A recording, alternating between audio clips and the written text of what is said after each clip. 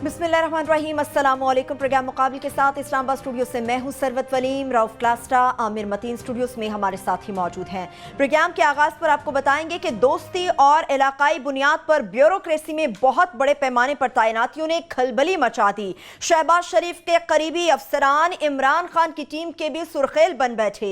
Bureaucracy में तैनातियों के हवाले से सेक्रेटरी वजीर आजम और एडवाइजरी वजीर आजम के इख्तलाफात दरमियान में शुरू हो चुके हैं। सवाल यह है कि इस दोस्ती की बुनियाद है क्या? मुकम्मल तफसील आपके साथ शेयर करेंगे। प्रोग्राम के जब दूसरे हिस्से की जानिब बढ़ेंगे तो आपको बताएंगे कि जनूबी पंजाब से लाया गया वजीर आला उस्मान बुज़दार भी शाही प्रोटोकॉल का दीवाना निकला।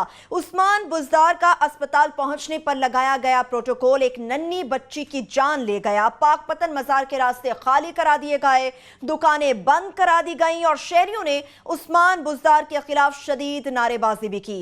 प्रोग्राम के जब तीसरे हिस्से की जानिब बढ़ेंगे तो आपको बताएंगे कि वजीर आज़म इमरान खान की ज़ेर सदारत विफाकी काबीना के इजलास में बड़े बड़े फैसले किए गए। शरीफ खानदान के लिए मुबैना तौर पर मनी लॉन्ड्रिंग करने वाले सदर नेशनल बैंक सईद अहमद को ओहदे से हटा दिया गया है।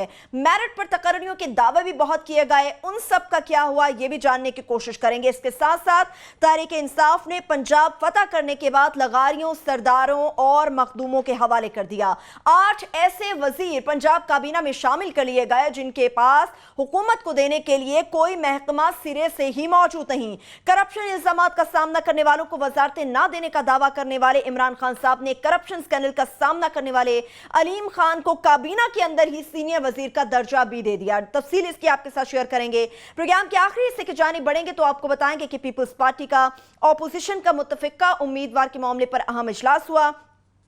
मौलाना काबिल एहतराम है मगर हम उसूली सियासत पर कोई समझौता नहीं करेंगे, हमें सियासी फैसला ही करना है। आसिफ अली जरदारी साहब ने दीगर सियासी और अपोजिशन जमातें जो है उन पर यह वाजे कर दिया। और सुप्रीम कोर्ट में भी जाली बैंक अकाउंट से मुताल्लिक़ अहम समाअत हुई है। FIA ने तहकीकाती रिपोर्ट जमा कराने समेत अदालत से JIT बनाने की सिफारिश कर डाली। इसके साथ साथ सेनेट की जानिब से तफसीलात मांगने के जवाब में रजिस्ट्रार सुप्रीम कोर्ट हो या फिर हाई कोर्ट्स हो, उन्होंने जजेस के बैरून मुल्क दौरों के हवाले से तफसीलात देने से साफ इनकार कर दिया है। मुकम्मल डिटेल आपके साथ शेयर करेंगे। आमिर साहब, आपकी तरफ से मैं शुरू करूंगी।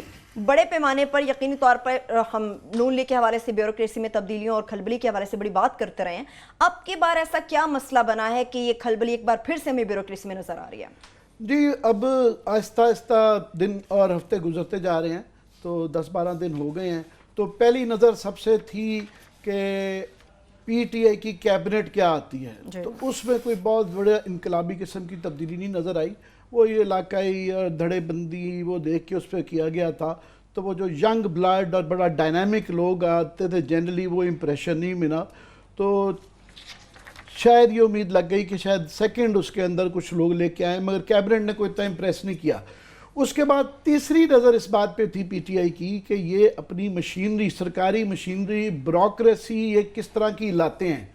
ब्यूरोक्रेसी के अंदर सबसे बड़ा इशू ये है कि पिछले दौर में नवाज शरीफ साहब की जो मैं समझता हूँ सबसे बड़ी गलती ये रही कि उन्होंने जूनियर अफसर फवाद हसन फवाद साहब को PM लगाया, अपना सेक्रेटरी रखा, और उसके बाद उन्होंने अपनी दोस्तियाँ यारियाँ बिल्कुल निभा के अपने 15 कॉमन के बैच को किया, और जो तरक्कियाँ की गैर कानूनी तरीके से की और बुरे तरीके से थी, यहाँ तक कि 3 दफ़ा सुप्रीम कोर्ट को उनके तरक्कियों के बोर्ड में जो फैसलों को रिवर्स करना पड़ा। उसके बावजूद भी जो है ख़ास तौर पे आखिरी दिनों में 2-3 महीनों के अंदर उन्होंने 30-40 22वें ग्रेड में तरक्कियाँ की जो कि बिल्कुल अगेंस्ट ऑल रूल्स थी, हत्ता कि आखिरी हफ्ते में भी जो है वो उन्होंने तरक्कियाँ की।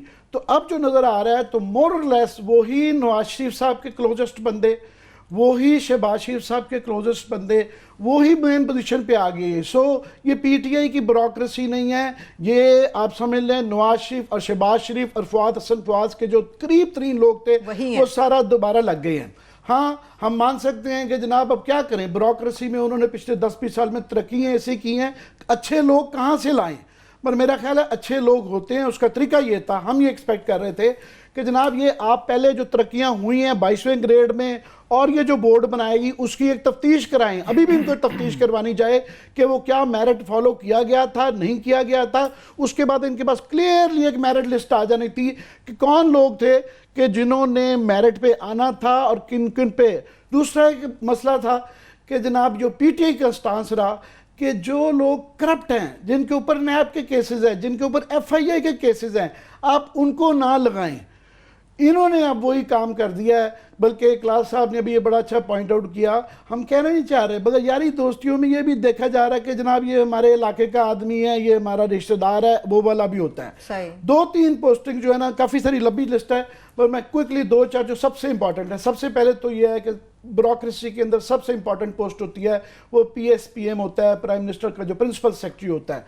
वहाँ पे आजम खान साहब को लगाया गया है जो कि 21वें ग्रेड के हैं। यही एतराज़ जो है फवाद हसन फवाद साहब पे था, वो तो 21वें में भी नहीं थे, वो 20वें में थे, बाद में 21वें में आ गए और काफ़ी अरसा 21वें में ही रही। उन्होंने अपनी खुद ही तरक्की 22वें में करवाई, और चूँकि वो जूनियर थे इस वजह से वो अपने ही दोस्तों को प्रमोट करते थे और सीनियर से बदतमीजी करते थे। सारा स्ट्रक्चर ख़राब हो गया था। यही एक दफ़ा यूसुफ रज़ा गिलानी साहब ने भी ये गलती की थी कि नरगिस सेठी साहबा को वो लाए थे, तो उसके बाद सारा निज़ाम थोड़ा सा गड़बड़ हो जाता है। ज़रूरी नहीं है कि आप सीनियर मोस्ट को लगाएं, मगर कम से कम कुछ क्राइटेरियन देखना होता है। ये नहीं कर सकते कि 125 नंबर पे जो सीनियरिटी लिस्ट के अंदर हो वहाँ से उठाएं। मैं ये मिसाल देता हूँ, ऐसे ही है जैसे किसी ब्रिगेडियर को चीफ ऑफ आर्मी स्टाफ लगाना, तो ये दोबारा एक काम करती है। दूसरा, आजम खान अच्छे आदमी होंगे, उन्होंने क्योंकि काम किया हुआ है इमरान खान साहब के साथ, वहाँ पे चीफ सेक्रेटरी केपी में रहे हुए हैं, तो उन्होंने साथ में गलियात के अंदर कुछ काम किया हुआ है जिससे इमरान खान साहब बड़े इम्प्रेस हो गए। मगर उन पे मालन जब्बा के ऊपर जो है वहाँ पे नैब के अंदर एक केस चल रहा है कि उन्होंने फॉरेस्ट लैंड प्राइवेट पार्टीज को दिया था, वो केस उन पे भी चल रहा है। सो उनके ऊपर सवालात हैं, उनके जूनियर होने के, उनके कैपेसिटी के होने के मसले के, और उनके करप्शन के इल्ज़ामात भी है। ये तो की पोस्टिंग आ गई है। दूसरी सबसे इंपॉर्टेंट आ जाती है फैसला कि ओवरऑल ब्यूरोक्रेसी के फैसलों में एडवाइज़र लेके आए हुए हैं इमरान साहब अरबाब शहजाद साहब को। ये भी अगेन वहाँ पे चीफ सेक्रेटरी केपी में साथ में रहे थे, मगर बाद में इनके इख्तलाफात परवेज़ खटक से हो गए। इन्होंने इतना लंबा एक ख़त लिखा नवाज शरीफ साहब को कि ये परवेज़ खटक साहब बहुत ज़्यादा करप्ट आदमी है, मैं इनके साथ वो नहीं है, और एक इमरान खान साहब की कापी भेज दी। लिहाजा ये सेंटर में आ गए, यहाँ कॉमर्स मिनिस्टर में रहे। बहरहाल उनको अब लगा दिया है, मगर हो क्या रहा है कि यहाँ एक ट्रॉयका है, ये कहा जा रहा है ब्यूरोक्रेसी के सर्कल्स में, जो सारे फैसले कर रहा है। ऑफ कोर्स एडवाइज़र के तौर पे अरबाब शहजाद साहब हैं, मगर उनके 9th कॉमन के बैचमेट हैं नदीम हसन आसिफ साहब। ये अब पब्लिक सर्विस कमीशन के अंदर जा चुके हुए हैं, मगर उनके बैचमेट हैं। और इनका एक और बैचमेट है, उनका नाम है तारिक बाजवा। मुझे नहीं पता कि उनकी किस उसमें है, मगर ये एक ट्रॉयका है जो कि फैसले कर रहा है ज़्यादातर कि जनाब किसने कहाँ पे लगना है।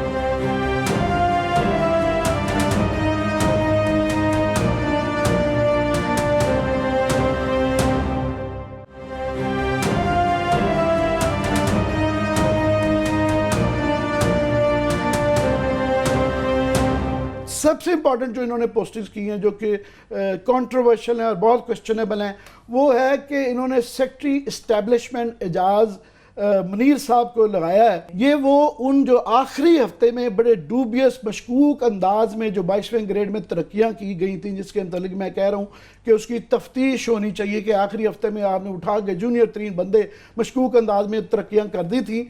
ये दोनों भी उसमें शामिल थे। फवाद हसन फवाद ने ख़ास तौर पर इनको लगाया था।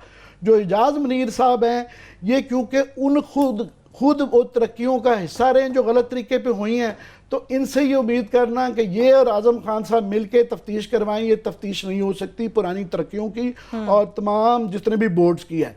दूसरा, एजाज मुनीर साहब जो हैं ये नंबर 2 रहे हुए हैं फवाद हसन फवाद साहब के 2 साल तक। ये additional secretary to Nawaz Sharif रहे हुए हैं 2 साल तक। सो ये उनके ही आदमी हैं। सो ये सारी टीम उनके ही ना सिर्फ मफाद को चेक करेगी, उनके ही बंदों को लाए गए हैं और इंश्योर करेंगे कि उनके दिनों में, नवाज शरीफ के दिनों में जिस बंदे को साइड लाइन हुआ, जिससे ज्यादती हुई, उनके साथ ये आती रहेगी। और जो बेताशा पंजाब में और यहाँ पे करप्शन के केसेस हैं वो उनको ये कवर देंगे, ये पक्की बात है। दूसरा, क्विकली बाद में मैं तफसील बताऊँगा, एक था कि नून लीग का एक बड़ा पीटीआई का एक इल्ज़ाम रहा था कि जनाब इनकी एनर्जी पॉलिसी और जो पावर पॉलिसी है वो इनकी ठीक नहीं है, इनके उसके खामियां हैं बहुत ज़्यादा नून लीग की। अब इन्होंने वो जो बंदे जो उन पोस्टिंग्स पे रहे पावर के अंदर मेन और एनर्जी के अंदर, और वो जो सारी खराबियां वहाँ पे हुई, जो बेतशक करप्शन हुई भी पेट्रोलियम और एनर्जी मिनिस्ट्री में, उन्हीं बंदों को दोबारा की पोस्टिंग्स पे लगा लिया है। मकसद ये है कि वो पॉलिसी ठीक थी और इनकी जो क्रिटिसिज्म गलत था। और आगे भी क्या उम्मीद है, जैसा कि यूसुफ नसीम खोखर साहब हैं, ये सेक्रेटरी प्लानिंग भी रहे हैं, सेक्रेटरी पावर भी रहे हैं, अब उनको की पोजीशन सेक्रेटरी इंटीरियर भी लगा दिया गया है। दूसरा ये है कि एक काजिम नियाज साहब हैं, ये भी जो है ख़ास जो है फवाद हसन फवाद के आदमी रहे हुए हैं। ये एडिशनल सेक्रेटरी पीएम, बड़ी की पोजीशन पीएम हाउस में है। ये ना सिर्फ अभी तक कंटिन्यू भी किए हैं, शायद मज़ीद तरक्की आ जाए। आखिरी बात कि एक सिर्फ ये नहीं है कि वही टीम आ गई है पहले वाली, दूसरा कि उनके मफादात को करेंगे, इन्होंने विक्टिमाइजेशन भी शुरू कर दिया है। फॉर एग्ज़ाम्पल एजाज मनीर साहब ने इनको केयर टेकर गवर्नमेंट के अंदर के ये क्योंकि बहुत ज़्यादा इंक्लाइन थे एक तरफ, तो इनको हटवा दिया था। इन्होंने आते सारी औरंगजेब हक साहब को जिन्होंने इनको हटवाया था, पहले इन्होंने कहा जी उनको OST बना दें। अच्छा, उन्होंने कहा जी ये बहुत ज़्यादा प्रोमिनेंट चीज़ हो जाएगी, तो अब उन्होंने कैड का उनको सेक्रेटरी लगा दिया है, जबकि अनाउंसमेंट हो गई कि कैड को वैसे ही वो तहरील कर रहे हैं, वो डिपार्टमेंट ख़त्म हो रहा है, सो खुदे नहीं लगा दिया है। मैं मजीद को डिटेल बताऊंगा क्लास साहब की, इस बात मुझसे ज़्यादा डिटेल पहले चंद दिनों में क्लास साहब बहुत बड़ी बड़ी चीज़ें हुकूमत की जानिब से कंट्रोवर्शियल होती जा रही हैं। असल में बात वही, लोग कहते हैं बहुत सारे जो इनके बड़े डाई हार्ड फ़ैन हैं इमरान खान के, इनकी पार्टी के, वो भी ठीक कहते पिंड अजे वसिया नहीं तो तुसी सारे जरे उचक्के हो, तुसी इहदे खिलाफ हो गए, पहुंच गए। अब मसला ये है कि या तो वो कहते ना दूध में पड़ी मक्खी कौन निकले फिर। अब ये जर्नलिस्ट को मैं थोड़ी तमीज़ बांधना चाहता हूँ कि जर्नलिस्ट एक आइडियल उस वर्ल्ड में रहता है, उसने आइडियल सोसाइटी के लिए काम करना होता है, उसने रिकनसाइल नहीं करना होता कि खान साहब क्योंकि बदल गए हैं, खान साहब ने कोई यू टर्न ले लिया है तो आप भी बदल जाएं, ऐसे नहीं होता। ये हमसे नवाज शरीफ साहब भी तवक्कुआत रखते थे, तो यही मुझे याद है गिलानी साहब हैरान होते थे, जी आप तो हमारे दोस्त हैं, जानने वाले, आपको क्या हो गया, दीगर लोग जो भी मिलता था आपको क्या हो गया, आपको क्या हो गया। तो सर जब हम जो यहाँ पे बैठे हैं सोसाइटी के लिए या स्टेट की बात करते हो, तो हम यहाँ 20-22 साल से चीज़ें देख रहे हैं, आप लोग नए नए ज़रा इसमें एंटर हो रहे हैं, उनमें पॉलिटिकल इश्यूज़ को देख रहे हैं, या आपको रोमांस आपका शुरू हो रहा है या था आपका, और आपका ख्याल है बड़े अच्छे बंदे आ रहे हैं। अब जो सबसे आमिर साहब बड़ा ये डेंजरस ये ट्रेंड है जिस पर मैं आपकी ओपिनियन यकीनन चाहूँगा, जो मेरे लिए डिस्टर्बिंग था, बहुत सारे सीनियर ब्यूरोक्रेट्स ने मुझसे रब्ता करके कहा शायद हम इसको इशू को ना टेकअप करते। उनकी कंप्लेंट पता क्या आ रही है, that's very deadly and dangerous. वो ये कहते हैं कि जिसके नाम के साथ खान लगा हुआ हो ना उसी को पोस्टिंग मिल रही है। ये सीनियर ब्यूरोक्रेट्स कह रहे हैं, जो बड़े बड़े क्रेडिबल लोग हैं, ये आपकी हुकूमत के पहले 10-12 दिनों में ये आ रही है, वहाँ से फीडबैक आ रहा है, खुद हमसे रब्ते करके कह रहे हैं कि सर कि आप उठा के देख लें, जिसके नाम के साथ खान हो उसी को ही की पोस्टिंग दी जा रही है, इलाका कहें, तसुब कहें, इसको कुछ भी कहें। मतलब मैं ज़्यादा पीछे नहीं जाता, मैं आपको बता दूं हुकूमतों में ये होता है, इल्ज़ामात पहले भी लग रहे थे, अब ये खान साहब पे इसलिए ज़्यादा आएंगे क्योंकि आपने कहा था कि हम उनसे पीछे से डिफरेंट लोग हैं। मसलन आपको याद होगा जब यहाँ जनरल मुशर्रफ साहब आए थे, उन पर क्या इल्ज़ाम लगा था ना, उस दौर में यह था कि जितने उर्दू स्पीकिंग ब्यूरोक्रेट्स हैं उनको ज़्यादा प्रोमिनेंस मिलना शुरू हो गई थी। उनके जो एक अगेंस्ट जो लोग थे, लॉबी थी, वो कहती थी आपको उर्दू स्पीकिंग होना या हिंदुस्तान से कोई तल्लुक़ होना ज़रूरी है, अगर आपने अच्छी पोस्ट सिविल मिलिट्री में अगर आपने अच्छी पोस्टिंग लेनी है, ये इल्ज़ामात है। 8 साल हमने वो भी देखे। उसके बाद पीपल्स पार्टी आ गई सर, ये यूसुफ रज़ा गिलानी साहब आ गए, 2 हाउसेस थे, एक गिलानी साहब चलाते थे, एक जरदारी साहब। उनकी क्या प्रायोरिटी थी, मैं गिलानी साहब को करीब से देखो है, उनकी ये थी कि मुल्तान का बंदा हो सर, और जिसने मुल्तान में किसी वहाँ DC ने, AC ने, ADC जी ने वहाँ आकर सर्व किया हो, कोई सराइकी हो, साउथ का हो और कहीं पे बैठे, उसको उठा के बड़ी पोस्टिंग दे। तो ये गिलानी साहब ने ये काम किया सर। और जरदारी साहब तो सिंध से बाहर निकलते थे, कोई सिंधी मानू होना चाहिए, सिंधी भाई होना, ये चीज़ें हमने देखी हुई हैं। उसके बाद नवाज शरीफ साहब आ गए और इनकी लॉयल्टी का आप कह सकते बड़ा सख्त म्यार था कि जो हमारा करीब हो कश्मीरी, वो बहुत होना, वो तो ये ब्लू ब्लड होना चाहिए ना, कश्मीर रॉयल ब्लड, वो कश्मीरी पहले, उसके बाद लाहौरी और फिर गो गेटर, ये उनकी 3 क्राइटेरिया थे। उठा के देख रहे 3 चीज़ें थी कि कश्मीरी होना चाहिए, और दूसरा उसको जनाब आपको लाहौरी होना चाहिए सबसे ज़्यादा, और तीसरा जो होना चाहिए सर उसको गो गेटर। उनके लिए कुछ भी करने को तैयार हो, जो उन भाइयों ने एक क्लास तैयार करके ब्यूरोक्रेसी की थी, जिसका जिक्र अभी अब खान साहब पे अभी हफ्ता नहीं हुआ, बड़े सीनियर जिनकी हम बड़ी इज्जत करते हैं वो ये कहने पर मजबूर हो गए हैं कि जनाब पिछले कुछ दिनों का अपॉइंटमेंट्स उठाएं, जिस नाम का साथ आपका लग रहा है वहाँ पे surname Khan, my name is Khan, वो कहते हैं उनको बिग पोस्टिंग उन्हीं को मिल रही हैं। अब ये कैसे हो रहा है, क्यों हो रहा है, ये खान साहब जाने और उनकी ब्यूरोक्रेसी जाने, उसी तरीके की चीज़ें हो रही। इमरान खान साहब के साथ मैं पहले भी कहता रहूँ, अब उनको ये पता चल रहा है कि वो सही अपॉइंटमेंट उनसे क्यों नहीं हो पा रही। इसमें एक बड़ी मजे की चीज है, बड़े आज हैरान होंगे वो ब्रेक से वापस आके क्लास कि एक अदद इस्लामाबाद का सहाफ़ी है बहुत बड़े, वो भी उनकी कंसल्टेशन भी शामिल है इन अपॉइंटमेंट्स में शहबाज शरीफ साहब के। जरा वापस है, मैं बताऊंगा कैसे यहाँ पे एक बड़ा अजीबो गरीब खेल खेला जा रहा है। एक सहाफ़ी भी शामिल है और उन्हीं से कंसल्टेशन हो रही है। इमरान खान के बड़े करीबी बहुत अच्छी अपॉइंटमेंट्स हो रही है क्योंकि वही टीम वही है। इस पूरी कहानी का जो सस्पेंस है, एक छोटे से ब्रेक से वापस आएंगे तो वो आपके साथ शेयर करेंगे, और इसके साथ साथ खान साहब ने जो वफाकी काबीना में बड़े बड़े फैसले किए हैं वो भी आपको बताएंगे। मगर इसके साथ साथ नए आने वाले वजीर आला पंजाब उस्मान बुज़दारवी शाही प्रोटोकॉल के दीवाने, इसकी डिटेल भी आपसे शेयर करेंगे। हमारे साथ हुए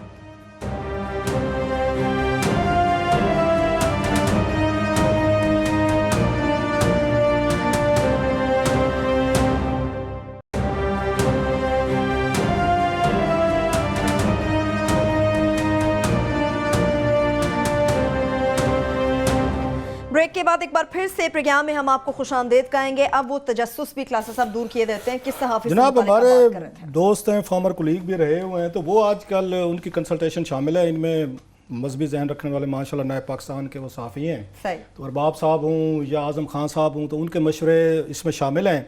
तो वो क्लीन चिट्स जो है ना आजकल वो सहाफ़ियों से ली जा रही हैं कि ज़रा आप क्लियर करें किसको होना चाहिए किसको नहीं होना चाहिए, और बाद में वो फिर उस पर लिखते भी हैं माशाल्लाह कि बड़ी अच्छी टीम है ये, बड़ी ज़बरदस्त टीम है ये। मैं थोड़ा इमरान खान साहब में आता हूँ, जहांजेब खान साहब पे मैं आऊँगा जिनको चेयरमैन FPR लगाया गया है, वो बड़ा इंटरेस्टिंग। इससे पहले मैं थोड़ा सा इमरान खान साहब को बताऊँ कि कहाँ से इनसे फेलिंग ये हुई है, ये मुसलसल होगी। ये ब्यूरोक्रेटिक टीम होती है। अगर आपने ये परवेज इलाही को आज हम क्यों याद करते हैं लोग, मतलब डिस्पाइट उनके मैनी ईल्स के स्कैंडल चीज़ें, बिकॉज के कि परवेज इलाही ने एक अच्छी टीम बना ली थी वहाँ पंजाब में जिसने डिलीवर किया। आज भी तरक्की का मॉडल अगर मुझसे पूछें, वो शहबाज शरीफ नहीं है, ये करप्शन मॉडल था कि माल कैसे बनाना है कंपनीज के जरिए, वहाँ पे अपने फ्रंट मैन के जरिए आप उसमें तुर्की ले हैं, चाइना, ये माल बनाने वाला इनका मॉडल था जिसमें सब ब्यूरोक्रेट शामिल थे जिनको टॉप पोजीशंस मिल रही हैं। जो तरक्की का मॉडल था गुड गवर्नेंस से हट के जिसने कोई काम किया वो परवेज इलाही मॉडल था ब्यूरोक्रेसी का जिसने वहाँ काम किया। मैं वहाँ पिटता रह गया मेरे साथ 5 साल कि इमरान खान को 2-3 काम करने चाहिए थे, और जिसकी अब उनका फ़ायदा उनके ब्यूरोक्रेट्स उठा रहे हैं, उनकी नासमझी का, उनकी क्या कहना चाहिए, उनकी इग्नोरेंस का। अगर इमरान खान ये पब्लिक अकाउंट्स कमेटी में 5 साल बैठते, इनको एक एक ब्यूरोक्रेट का पता होता कि किस में कितनी कैपेसिटी है, कितना मैटर है, किसका कैलिबर है, कितना इसका इंटेलेक्ट है। मैं आज भी कहता हूं सर, अगर ये आरिफ अलवी के ये जिम्मे लगाते ना कि अलवी साहब आप हमें टीम पिक करके दें, तो मैं शर्त कहता हूं इनसे, अरबाब साहब से या आजम खान से, दीगर लोगों से, आरिफ अलवी इनको बेहतर टीम पिक करके देते। इनको अगर शफकत महमूद से पूछते इनको बेहतर टीम पिक करके देते। रीज़न क्या है कि 40 फेडरल सेक्रेटरीज जो हैं मुख्तलिफ महकमों में मुख्तलिफ 5 सालों में वो पब्लिक अकाउंट्स कमेटी के सामने पेश होते हैं। 4-4, 5-5 घंटे डिलिब्रेशंस होती हैं, कमेटी मेंबर्स बैठे हैं, फाइनेंस बैठी है, ब्यूरोक्रेसी बैठी हुई है, आपका 40 आपके महकमों के सेक्रेटरीज पेश होते हैं, ऑडिट बैठा हुआ है, वहाँ पर बड़ी खूबसूरत किस्म की बहस होती है, क्वेश्चनिंग होती है, वहाँ पर आपको पूरा पता चलता है। इमरान खान साहब को किसी ब्यूरोक्रेट के बारे में पता नहीं है, जो उनको फीड कर दिया जाएगा कि सर ये बड़ा ज़बरदस्त आउटस्टैंडिंग है, ये सर शाइन है। इसलिए इमरान खान सब टोटली इन डार्क, क्योंकि पब्लिक अकाउंट्स कमेटी में नहीं बैठे। आरिफ अलवी को और शफकत महमूद क्योंकि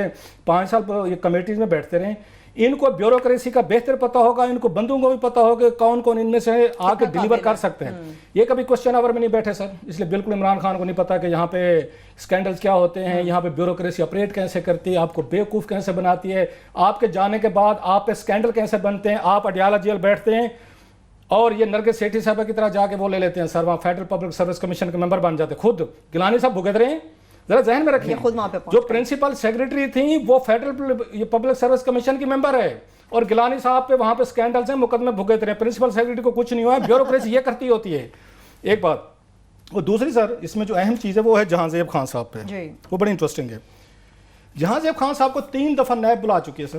पहले इससे ये सिर्फ ये है क्योंकि इतना जोर था कि FBR को रिवैम्प करेंगे, लाखों करोड़ों अरबों वापस आएंगे, तो FBR के उन पर सारी नजर थी कि FBR में किसको लगाते हैं। अपोजिशन के दिनों में यहाँ पे सबसे ज्यादा क्रिटिक जो है इमरान खान ने किया शहबाज शरीफ की ये करप्शन पे, करप्शन मॉडल को, और उसका सबसे बड़ा आर्किटेक्ट कौन था करप्शन मॉडल का वहाँ पे sir? Jahanzeb Khan, chairman PND, 3 दफ़ा नैब इसको इन्वेस्टिगेशन के लिए बुला चुके हैं। ये जो कंपनी स्कैंडल आया है आपका 56, जिस पे चीफ जस्टिस कह चुके हैं कि पैसे इनसे वापस लें, तनख्वाहें वापस लें। एक्सीलेंसी, ये सारे इमरान खान साहब, क्योंकि आजकल आप पे बात करना भी एक तरह का तौहीन, बहुत बड़ी तौहीन बन जाती है। आप इन्हीं के खिलाफ ही गुफ्तगू कर रहे थे, इन्हीं के खिलाफ ही प्रेस कॉन्फ्रेंस कर रहे थे। ये मॉडल थे, इन्होंने सारी ब्यूरोक्रेसी भर्ती की, इन्होंने सारे के सारे लोग इकट्ठे किए, इन्होंने अप्रूवल दी तमाम मंसूबों की, और साउथ पंजाब के जितने फंड से डिवेल्ट किए, जहां जेब साहब जो करने वाले थे, इन्होंने बैठ के पूरा, ये चाइना अकेले जाते थे शहबाज शरीफ के साथ, ये तुर्की अकेले जाते थे जहाज पे साथ, उनके जाने से पहले जाके सारी डीलें ये तय करके, अगर डील मेकर चाहिए ना असद उमर को, और मुझे समझता है आज ये डील मेकर चाहिए, इनको डील मेकर ही चाहिए, डील मेकर इज रिक्वायर्ड। तो जहां से बेहतर कोई बंदा नहीं था, बेहतरीन चॉइस है कि आपको डीलें लेके दे। ये या तो जिस तरह नसीरुल्लाह बाबर ने रहमान मुतल्लिक जो कहा था वो कह देते। अब मुझे समझाएं, इन्होंने करना है रिवैम्प इसको आपके एफबीआर को। आपने एक आउटसाइडर एलियन उठाया है जो नैब में वहां पे वांटेड है, जिस पे नैब के केसेस हैं, वो शहबाज शरीफ साहब का फ्रंटमैन समझा जाता है।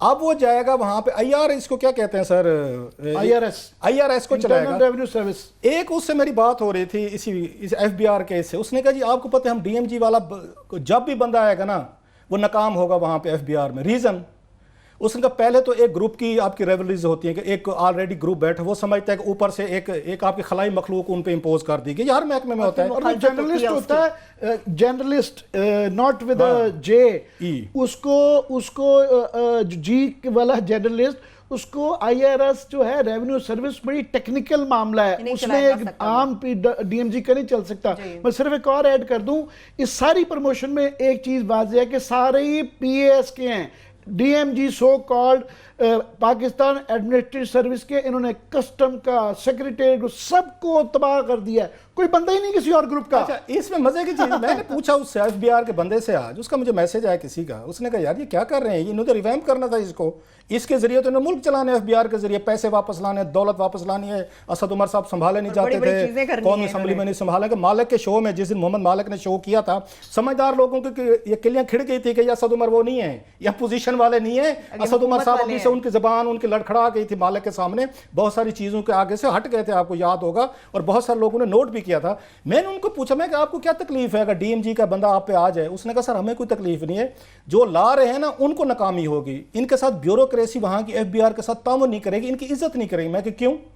वो कहता पहले तो ये बात है कि मैं वहां पे एक अफसर हूं, मुझे लॉस का पता है, क्योंकि आप वाली बात टेक्निकल महकमा है, मुझे कस्टम के और रेवेन्यू के, मुझे इनकम टैक्स के, मुझे सारी चीजों का लॉस का पता है। उसने कहा पहले ये DMG का अफसर हमसे तवक्को करेगा कि हम इसको सारे लॉस इसको समझाएं, और फिर हम इसको कहेंगे सर अब आप हमें गाइड करें, ऑन द जॉब ट्रेनिंग होगी पहले, अब हम हमें ट्रेन करें। उसका सर आप जरा उसमें क्या अच्छा मैं आई बात मुझे थोड़ी सी बात समझ आई, ये क्लिक की है। उसने कहा पहले आप इनको हम ये पूरा टाइम लगा के पूरी हमारी ब्यूरोक्रेसी इनको ला समझाएगी, ला समझाने के बाद हम कहेंगे एक्सीलेंसी अब आप हमें गाइड करें। उसने कहा ये चीजें चल सकती हैं। तो असद उमर साहब ने पहला छक्का मार दिया, आपको थोड़ा सा डेंट पड़ा है। इन्होंने तारिक ये बाजवा को कुछ नहीं कहा, जो $200 बिलियन के उसमें सैबोटाज में डिबैकल में शामिल हैं, उनको कुछ नहीं कहा। तारिक पाशा, इसाक डार का बडी, उनका फ्रंटमैन के हैं, बडी के हैं, कंसल्टेंट के हैं, वो सेक्रेटरी रहे, फाइनेंस में रहे, इसाक डार के स्पेशल असिस्टेंट रहे, चेयरमैन FBR रहे, जो शामिल थे इन तमाम इसमें, ये जो जितने भी आपने लोन लिए हैं, डिबेकल हुए, उनको उठा के सर इन्होंने पोस्टिंग दी है। राजा सिकंदर सुल्तान वेरी क्लोज, उनको इन्होंने बड़ी पोस्टिंग दी है। ये तो छोटा सा या बड़ा सा मैंने व्यू दिया है, जरा इससे आगे जरा कौम को आप गाइड करें। जज्बाती होकर बैठी हुई है कि बस रातों रात की बहुत बड़ी तब्दीली आने वाली है, सारा शहबाज शरीफ साहब का उन्होंने भानुमती का कुंभा इकट्ठा कर दिया। सब इसमें सबसे इंपॉर्टेंट बात यह है कि आप कोई ना कोई क्राइटेरियन होता है, कोई पॉलिसी होती है कि जनाब हमारे ब्यूरोक्रेसी रन करने की हमारी ये पॉलिसी होगी। एक तो तफ्तीश, मैंने कहना पिछली उसको रिफॉर्म करना, तफ्तीश करना, पुराने सिस्टम को देखना कि एक टीम पूरी एक निकालते कि जनाब ये बंदे हैं जिन पे इल्ज़ामात नहीं हैं, कॉम्पिटेंस वाइज भी कुछ करते। अब वहाँ पे फॉर एग्जांपल जिसका मैंने जिक्र किया अभी कि अरबाब शुजात साहब जो सबसे ज़्यादा मशवरा कर रहे हैं अपने बैचमेट से, वो नदीम हसन आसिफ साहब हैं।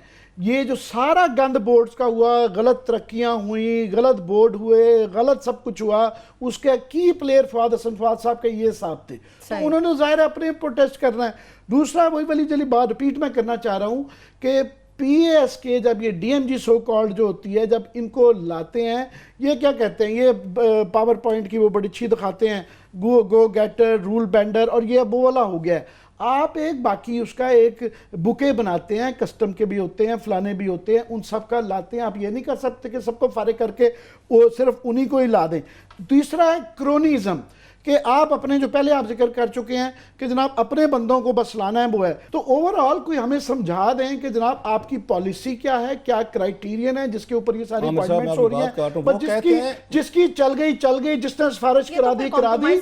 एक दूसरा मिनिस्टर्स भी होते हैं, उनसे भी पता नहीं पता उसके अंदर उनकी कितनी इन्वॉल्वमेंट है, गलत या सही, जो है कि बस सेक्रेटरी लग गए हैं और पता नहीं कौन डिसाइड कर रहा है कि एक एडवाइजर साहब रख लिए हैं। भाई साहब, एडवाइजर साहब के ऊपर भी 5-6 बंदे रख लें कि ये कोई डिस्कशन करें कि ये लिस्ट आई है, क्यों आई है, इनका क्राइटेरियन क्या है, कुछ दिमाग लगाएं अपना इस पे। आमिर साहब, मुझे जो लग रहा है ना सर, जो कन्फ्लिक्ट ब्यूरोक्रेसी में जो आज का मुझे फीडबैक है और बड़े बड़े सीनियर अफसरान से है, ये मसला आपका यहाँ पे पैदा होगा, हेड ऑन कोलिजन यहाँ पे होंगे।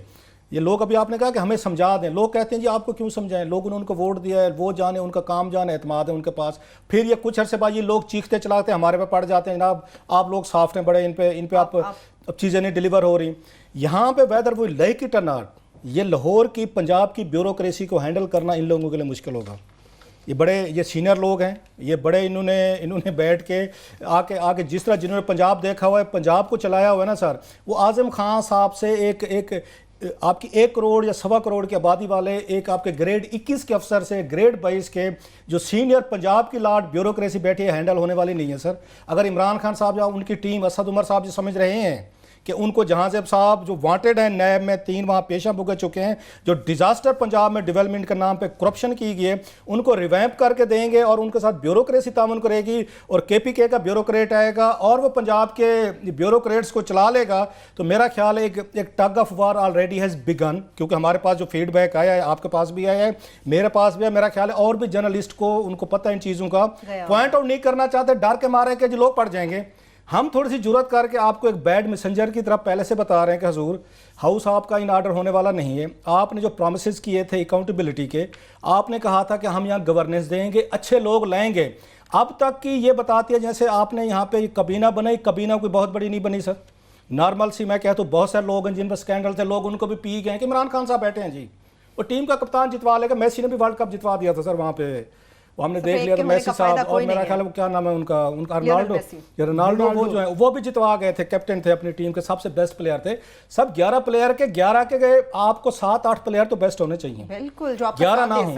इमरान खान साहब कुछ भी के वर्ल्ड कप जीता था, कुछ अच्छे प्लेयर थे आपके पास, वसीम अकरम जैसे थे, इंजमाम जैसे थे, रमीज राजा थे, बड़ी लंबी लिस्ट है जिसमें कहा जा सकता है अकेले कप्तान। पंजाब का साथ में पंजाब भी जोड़ दूं कि जो है हम बड़ी नियत करके बैठे हुए थे, हम बड़ा तहिया करके बैठे थे कि हम इनको टाइम देंगे, बिल्कुल देना चाहते हैं, सारा कुछ है, मगर हमें ट्रैक पे तो नजर आए कि वो हमें पता चल गया ये ट्रैक ही, ये लोहे का नहीं, ये प्लास्टिक का ट्रैक है जिसके ऊपर ये ट्रेन चल रही है। वो ये पंजाब के बाद में दिखाएंगे, ऑप्टिक्स बहुत बुरे आ रहे हैं। अभी तक आप वक्फा ले लें, पंजाब एक्सप्लेन करेंगे कि पंजाब कैसे चल रहा है। बिल्कुल, पंजाब के मुख्तलिफ जावियों से जो इस वक्त तस्वीर देखने में आ रही है उसके तमाम रुख आपके साथ शेयर करेंगे। इसके साथ साथ सदारती उम्मीदवार के हवाले से तमाम ऑपोजिशन में जमातों में जो फूट पड़ चुकी है इसका भी डिटेल से जायजा लेने की कोशिश करेंगे। और सुप्रीम कोर्ट ऑफ पाकिस्तान में FIA की जानिब से जो रिपोर्ट जमा कराई गई है जाली बैंक अकाउंट्स को, इससे मुताल्लिक में बात करेंगे। हमारे साथ रहिए।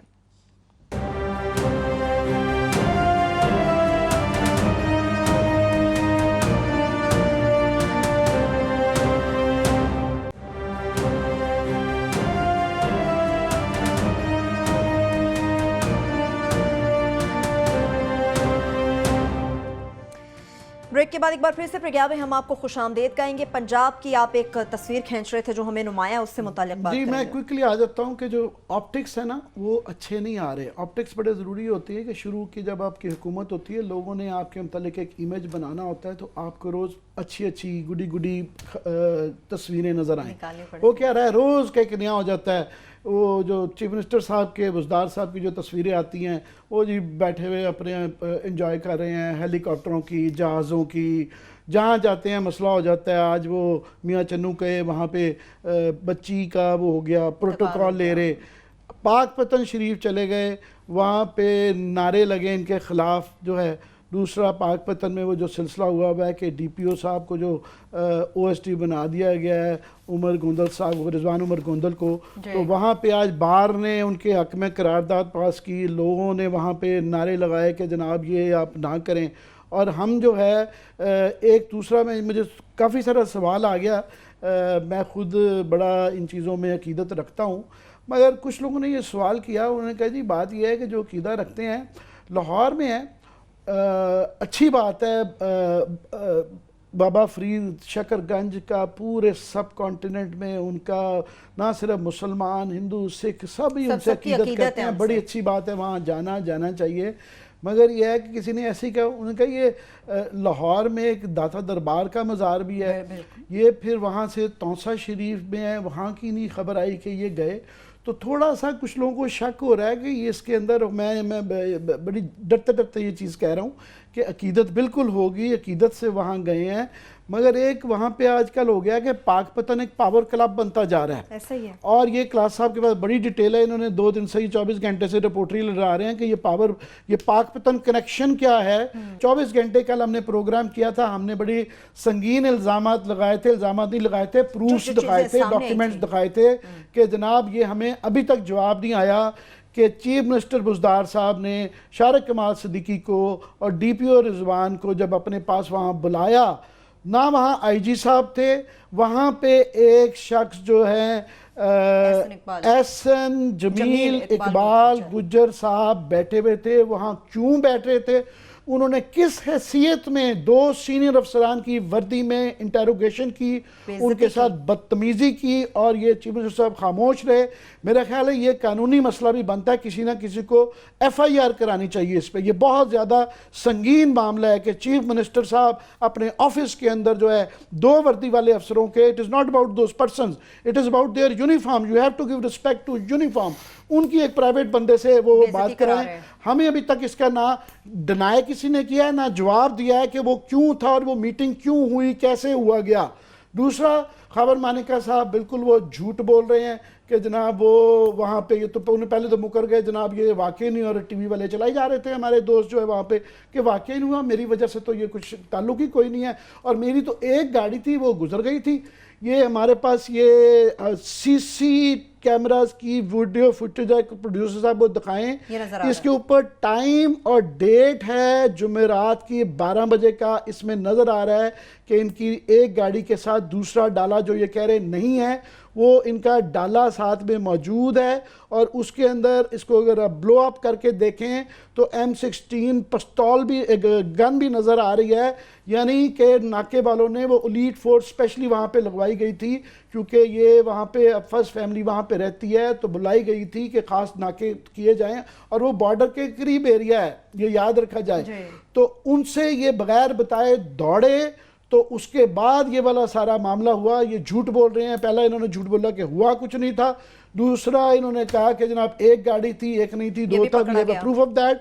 बाकी जो इकबाल साहब के मुतालिक और ये जो Pakpattan connection which is now very important, ये क्लास साहब पाकपतन कनेक्शन कुछ मैं ज़रा इस पे बताता हूँ, बड़ी अहम है। हमने कुछ तस्वीरें ढूंढी हैं जिन्होंने बैठ के शारिक कमाल सिद्दीकी और DPO रिजवान को डोज दी उन्होंने बुज़दार साहब की मौजूदगी में, और बुज़दार साहब एक्टेड के ये चीफ मिनिस्टर हैं, उन पे मैं बात करता हूँ ज़रा। इनका पूरा नाम जो है ना सर, इनका एहसन इकबाल जमील नाम है सर, गुजरांवाला से हैं, बहुत बड़ी हाउसिंग सोसाइटी चलाते हैं। और जो फरा साहबा थी जिन्होंने, इनकी दोस्त हैं इनकी बुशरा बीबी की, और जिनके घर पे इन्हीं के घर पे आमिर साहब वो निकाह की सरमनी हुई थी, तो ये उनके साहबजादे हैं जिनके वाले साहब ने या परवेज इलाही के खिलाफ इकबाल गुज्जर साहब ने स्पीकर का इलेक्शन लड़ा। ये उनका बेटे हैं सर, जिनकी तस्वीरें हम दिखा रहे हैं। इन्होंने जमील साहब ने बैठ के उनको हैंडल किया, फिक्स भी किया, और जिस रात मुझे ये भी इतलात है उस पर हमने कोशिश की है इनसे ये रब्ता करने की, एहसन इकबाल जमील साहब से वर्जन के लेना चाहते हैं, तो हमने तो कोशिश की थी। मिनिस्टर साहब से भी मैसेज भेजा हुआ है कि अगर वो भी वर्जन देना चाहें तो दे सकते हैं। हमने उनको भी मैसेज किया है, इनके लिए भी है सर, हमने इनको भी कोशिश की थी कि अगर ये वर्जन देना चाहते हैं, उस मीटिंग में किस हैसियत से बैठे और अफसरान को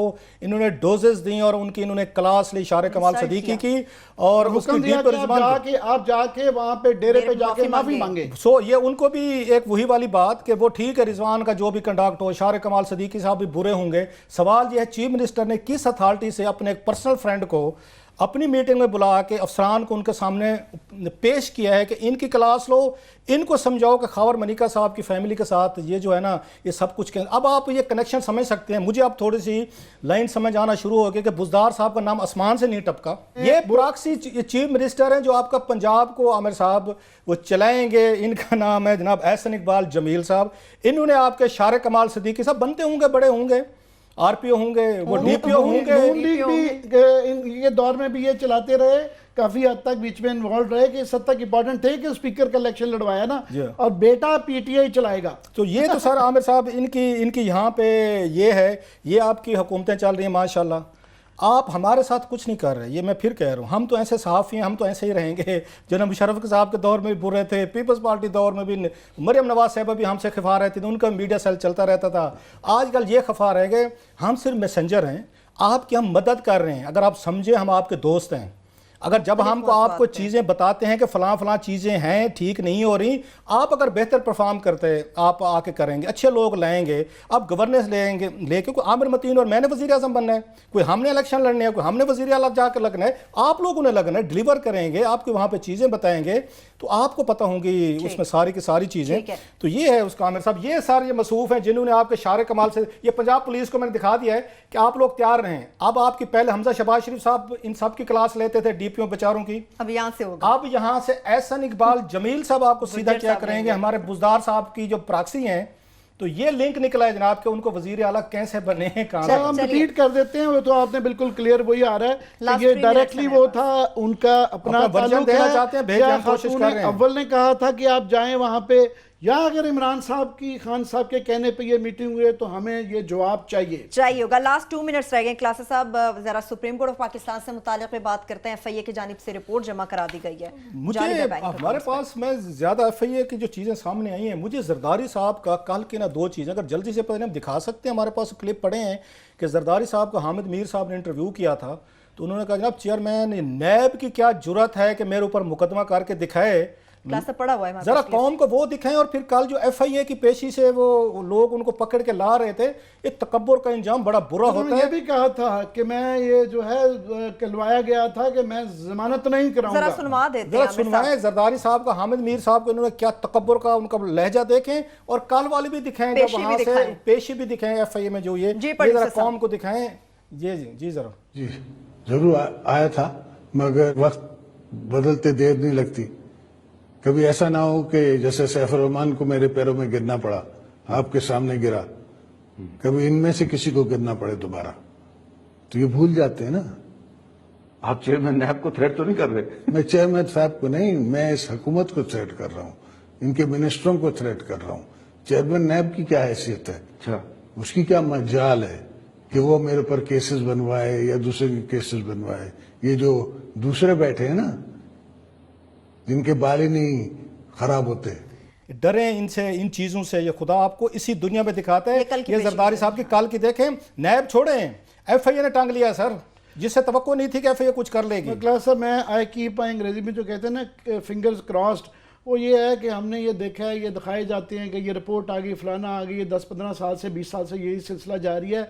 अभी ये एफआईए में रिपोर्ट है, फिर वो जेआईटी सुना है कि अदालत कह रही है, अदालत को सदा की गई है कि वो बनाए, उसके बाद जेआईटी के बाद ये दोबारा कोर्टों में अदालतों में जाना है मसला, फिर ये होना है, कब होना है, क्या होना है। और इस दौरान में जो इनको तरीके आते हैं लोगों को, हमारा काम अजान दस्तावेजात जलाने के, दफ्तर जलाने के, पता नहीं क्या क्या। मैं लास्ट कमेंट करूं, मेरा टाइम खत्म हो गया जी, 50 सेकंड्स है हमारे पास। हमारा काम अजान देना है सर। अब हमारा काम जाकर नमाजियों को ये मस्जिद में नहीं लाना, ये खुदा जाने, उसके बाद उनके बंदे जाने, वी आर द मैसेंजर। हमारा काम ये चीज़ें information, credible information, authentic proof के साथ कौम के सामने लाना है। बाकी वो ये राजनीति के खेल हैं, वो कौन खेलता है, किसके मफादात है पूरे होते हैं, ये आप और मेरी वहाँ तक ना एक्सेस है, ना हमारी रीच है, ना हमारा मैंडेट है। हमारा मैंडेट जो है ना सर, वो हम बता रहे हैं, वो ये हम कर रहे हैं सर, अजान दे रहे हैं, अल्लाह जाने, और फिर उसके बाद लोगों को। आमिर साहब लगता है बताते बताते मायूस हो गए थोड़ा, मुझे ये लगा लोगों को भी कर रहे हैं ये, क्योंकि ये इतनी दफ़ा हो चुका है 10-20-30 साल से, और ये था उम्मीद के पीटीआई जेन्युइनली कोई तफ्तीश करवाएंगी। तो जिस तरह की टीम वो लेके आई जा रहे हैं वन आफ्टर अनदर, तो उसके बाद स्वाद मिट्टी काम होना है। चलें ठीक है क्लास, अब वक्त भी इसके साथ ही प्रोग्राम का खत्म हो चुका है। यकीनी तौर पर पीटीआई के चेयरमैन इमरान खान साहब की बहुत बड़ी जद्दोजहद है, 22 साल जद्दोजहद है और पाकिस्तानी अवाम को, हम सब समेत बहुत सी उम्मीद करते हैं, इसी दुआ के साथ प्रोग्राम का इख्तिताम करते हैं कि शायद खान साहब कुछ बेहतर पाकिस्तान के लिए सामने ला सकें। इसके साथ ही प्रोग्राम अपने इख्तिताम को पहुंचता, पर मौत से ख्याल रखिए। खुदा हाफिज़।